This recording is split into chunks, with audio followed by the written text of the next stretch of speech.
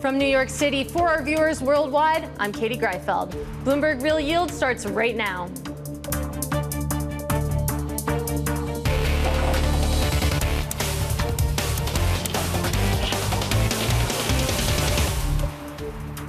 Coming up, hot eco data shows that inflation is very much still here. Mester potentially puts 50 back on the table, and U.S. credit risk is on the rise. We begin with the big issue, a troubling week for the Fed. Exceptionally strong data. The labor market is strong. Very resilient activity. Inflation sticky. Sticky. Rather sticky. Are we actually getting a re-acceleration instead of a slowdown at all? Yes, the Fed is going to have this higher for longer kind of cycle. Maybe the Fed is on the table to do 50 basis points. 50 basis points. Should have done 50 last time. The bond market is starting to listen to central bankers. The end of the cycle is bumpy. The Fed is trying to manage it. I think they light candles every day, hoping that they don't get a repeat.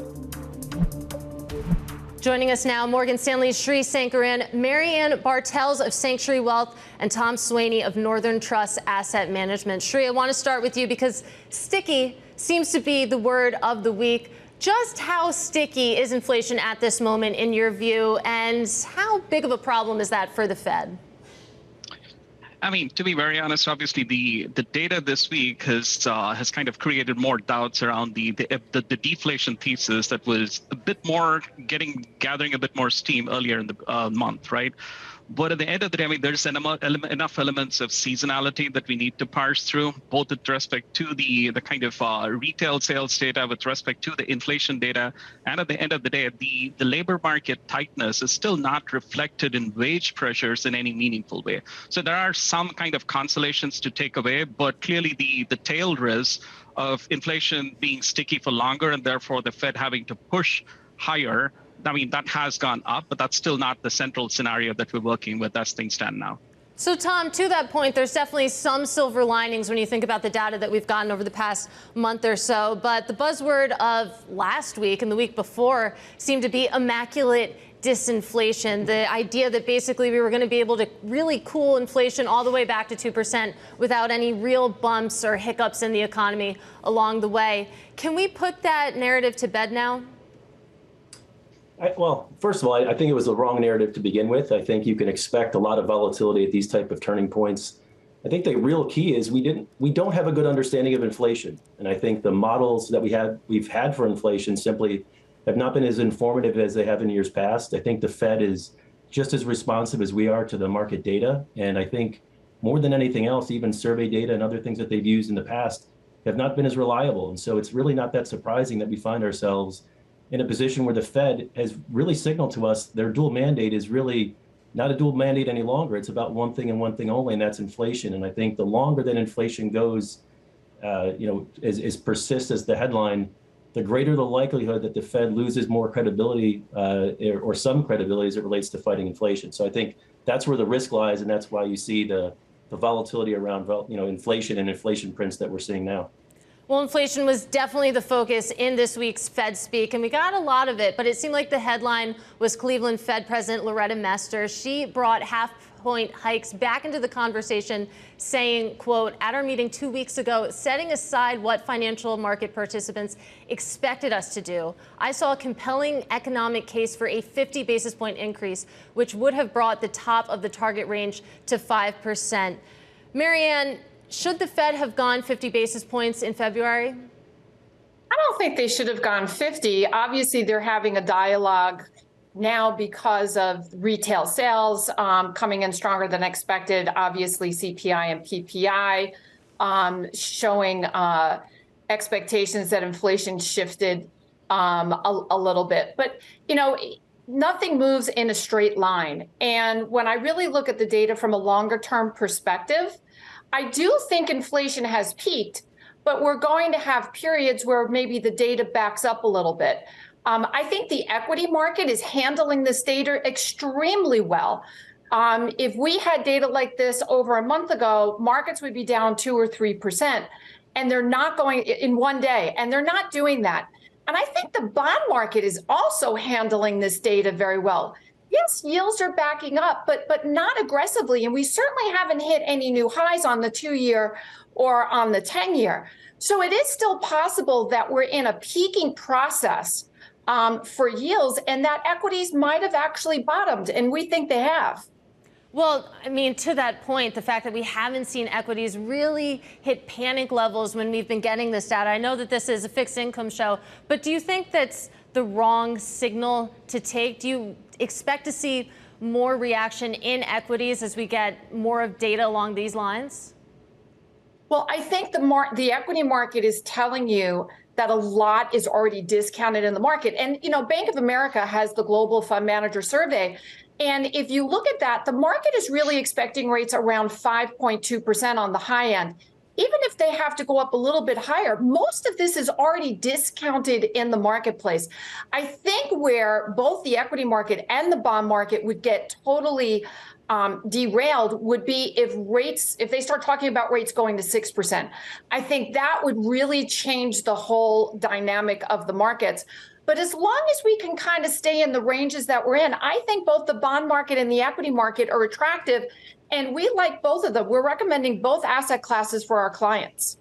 Well, Sri, we're not even at 5% yet when it comes to the federal funds rate. But what's interesting to me is that Mester didn't say that 50 basis points should be on the table at meetings to come. But do you think that that's a possibility for this Fed? Do you think that we could see another 50 basis point hike this year?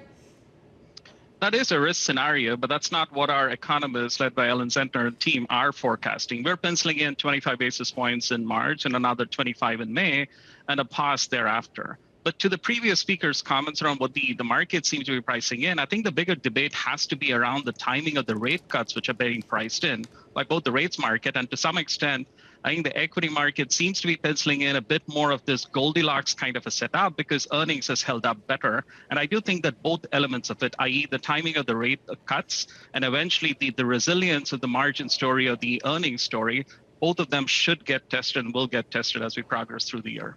Well, on this conversation about the magnitude of Fed tightening to come, we heard from former U.S. Treasury Secretary Larry Summers speaking about the Fed and rates. He says that the Fed's tightening so far is having a limited impact.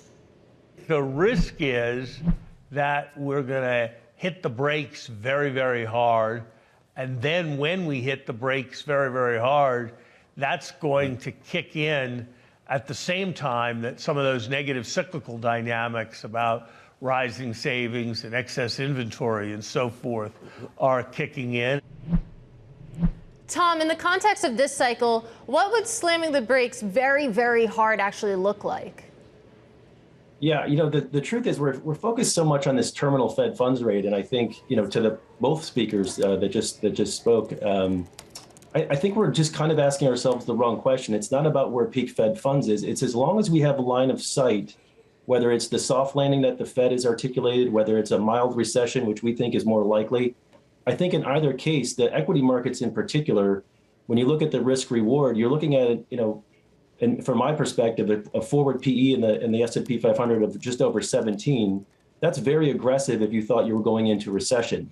And so what happens in risk markets, and the high yield market, we're seeing this as well, as long as the depth of the recession is thought to be very shallow and in terms of its length, thought to be very short, the market tends to look through poor earnings. It tends to look through potential, increase in default rates. And so we haven't re-rated. So we haven't had a material increase in, what's being priced in because the market is pretty assured that whatever does happen, whatever it does mean to put on the brakes, that the Fed isn't going to put them on so much so that we can't look through whatever mild recession we might come to. And that's what's keeping valuations in check. And that's where I think there's a massive asymmetry between equity markets and credit markets, where I think you're being paid in the form of yield to hang around fixed income markets now quite a bit relative to forward-looking, equity prices. Well, Tom, it's funny to hear you say that because this week we had JP Morgan strategist Marko Kolanovic and his team writing about ditching stocks for bonds. He wrote that with equities trading near last summer's highs and at above average multiples, despite weakening earnings and the recent sharp move higher in interest rates, we maintain that markets are complacent of the risks. And they paired that, of course, with the recommendation moving to from underweight on bonds to overweight. So when you stack up the two asset classes, equities versus bonds, it sounds like you're saying that the better risk reward at this moment is in fixed income. To me, it's not even close. I think when you look at a close to 8% yield and high yield, I think that's exceptionally attractive given the fact that I think exceptional monetary policy coordinated, central bank easing really brought forward equity returns. And now we're in a position where two things are really important. One is that there's enough yield in fixed income to both offer you a decent return in the form of income and capital preservation. But the sign of the correlation between stocks and bonds, I think now that inflation or a sort of a stagflation scenario has largely been priced out of the market, I think we can rely on that negative correlation to return once again. So not only is the risk return more attractive in what I would call average scenarios, but if you believe we're going to see a recession that's maybe a little bit worse than what's being priced in, with a 10-year treasury at 385 or in that vicinity today, the break even on that over a 1-year horizon is close to 4.25%. So unless you think yields are going to go up materially with the 10-year, I think there's some real opportunities right now to both earn fixed income returns that are commensurate with equity returns and have a little bit of a buffer or insurance policy in the event that the market tends to be a little worse than we thought from a macroeconomic perspective. Guys, that's a good place to leave it for now. Sri Sankaran, Marianne Bartels, and Tom Swaney, everyone is sticking with us. And up next, it's the auction block, a rush of blue chip names offering bonds, including one that lands in the top 10 of all time. That's next. This is Real Yield on Bloomberg.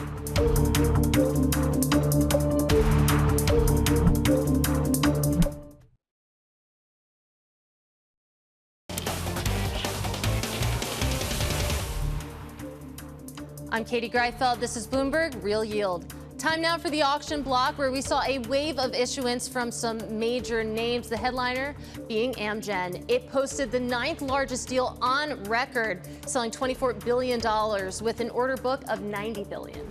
Overall, though, it was a really blowout week with issuers selling over $54 billion, nearly double the estimates.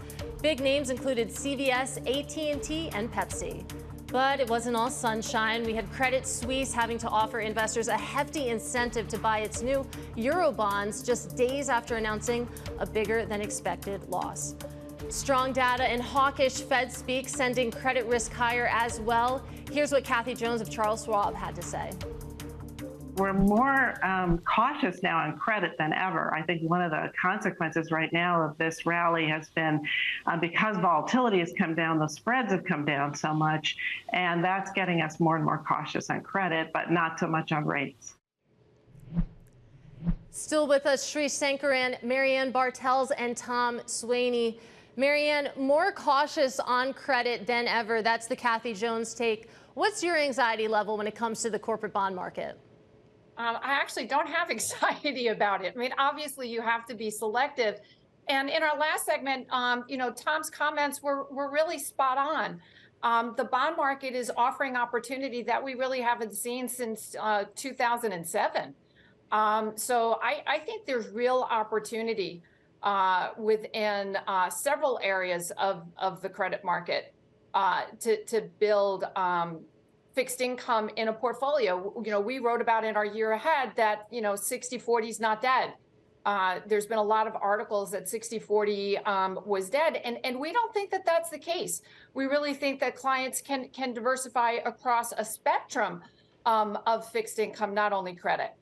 Shri, I want to take your pulse as well. Marianne isn't worried about the credit market. Kathy Jones is. Where do you fall on that spectrum? I mean, we do think that investment grade credit is still a good pocket to hold on to. We think spreads there are more range bound and the income argument is stronger there. When it comes to the high yield and the lower quality portions of the market, I think right now we're in this window where technicals are holding up better across both high yield and leveraged loans. And that is kind of opening up some of the markets, the primary market access for some of the lower quality borrowers. But at the end of the day, I think that the thing to keep in mind is that when we're looking at some of the low single B and triple C rated borrowers, when the refinancing wall comes into play, the cost of funding is going to be substantially higher. And for these companies, it is likely that some of the earnings headwind are going to impair their ability to access the market more severely. So I think the way they're thinking about it right now, I think this is a window where we still want to own high quality credit and high yield as well. We want to own the higher quality portions of the market, but anything which has much more floating rate sensitivity in their balance sheets, lower quality, and more near-term refinancing needs, that's the complex that we would still be more cautious around. Sure, you brought up the concept of a maturity wall, and there was a great article on the terminal earlier this week to the tune of $6 trillion when you try to, put that into numbers. How worried should we be about that maturity wall? I feel like we talk about those headlines every couple of months or years or so, and then everything seems to go over fine. Is this environment different? So we did try to reconcile those numbers, Katie. I mean, we came up with a number which is around half of that when we think about the corporate credit universe as we think about it globally. And in percentage terms, yes, the maturity wall is fairly muted. So it's around 6 to 7% in terms of outstanding debt, which is maturing before the end of 2024. 2025, we knew was a much bigger uptick in terms of the magnitude of refinancing that needs to come through, which is why in our kind of most recent note, our focus was that issuers need to start focusing on their 2025 maturities. I don't think it's going to be a problem when it comes to the higher quality investment grade portion of the market, because at the end of the day, it's still a cost of funding issue, and the impact on affordability of the debt on some of these higher quality companies takes years, not months, to feed through. It is going to be much bigger problem, as I mentioned, for the lower quality portion of the market, and we're still concerned about even the single B and the triple C complex.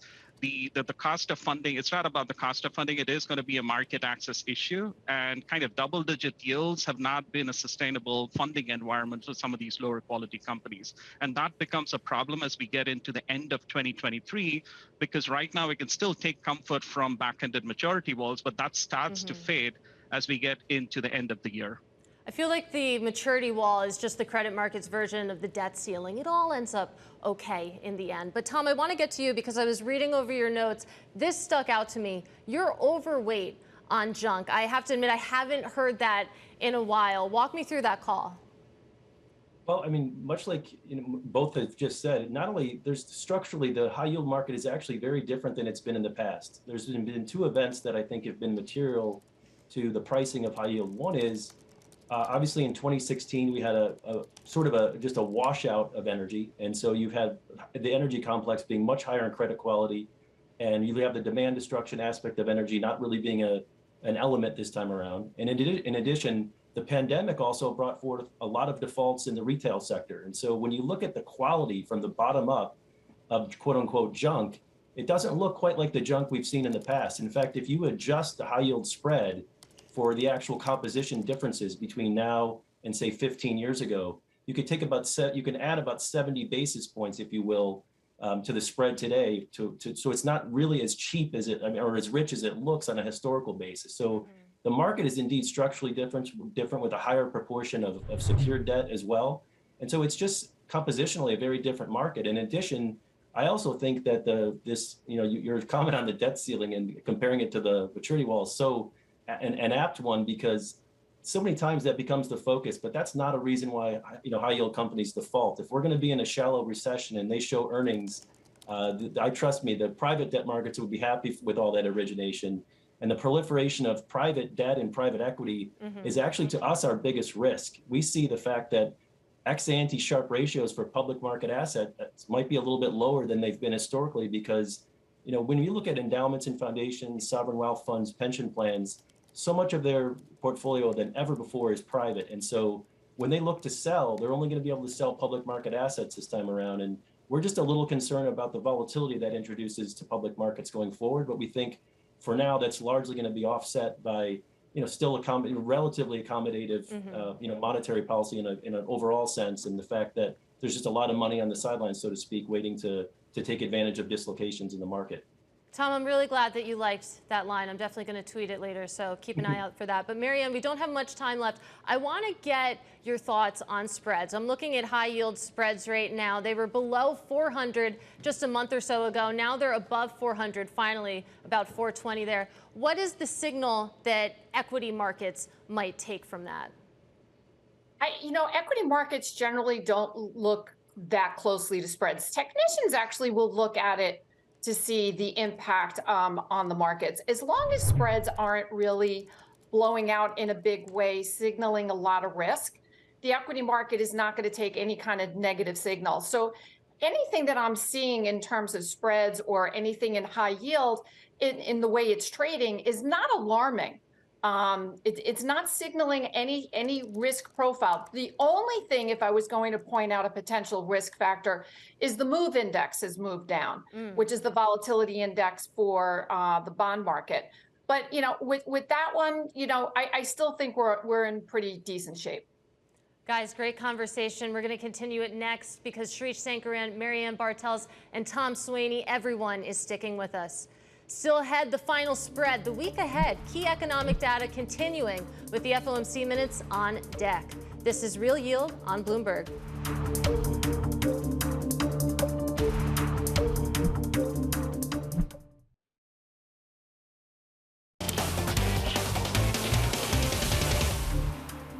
I'm Katie Greifeld. This is Bloomberg Real Yield.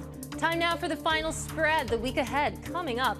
U.S. markets close on Monday for President's Day. Then we have PMI data out of the U.S., Europe, Japan, U.K., Germany, and France, all on deck for Tuesday. FOMC minutes coming your way on Wednesday. Then we get U.S. GDP and another round of jobless claims on Thursday, followed by Fed speak from President Bostic and Daly, and more Fed speak to round out the week with Jefferson, Mester, Collins, and Waller, all on Friday.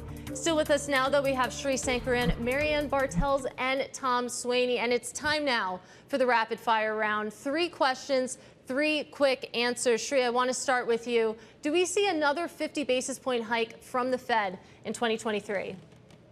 No. Marianne? No. Tom? No. All right, next question, Shri. Does the terminal rate get to 5.5%? Likely. Marianne? No. Tom? Likely. All right, final question, you guys. Shri, does junk or investment grade outperform this year? Investment grade. Marianne? Investment grade. Tom? I'm going to go with junk.